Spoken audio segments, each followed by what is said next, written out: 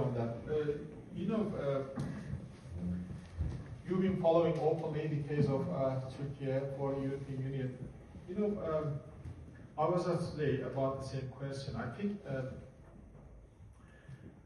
we have not changed our official position on becoming EU member. This is a strategic orientation for Turkish foreign policy because European geography is one of our strategic pillars. That we are there, Europe is there, and nobody's going anywhere.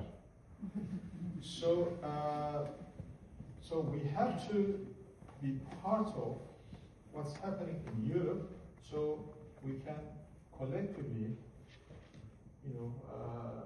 produce wealth and stability. But what's happening at the moment, in shortest form, I can say that the most problematic part is unfortunately, the Turkish-EU relations has been a victim of the identity politics in Europe. By 2007, the EU-Turkey relations were in the format of the following. The two major European countries' leaders, Mr.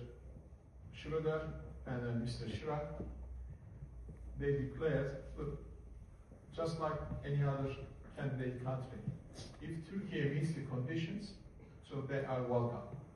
This was a political will that they declared. So then the rest would be upon us, how fast and how well we can meet the conditions and open and close the chapters. That's a fair game. That's good.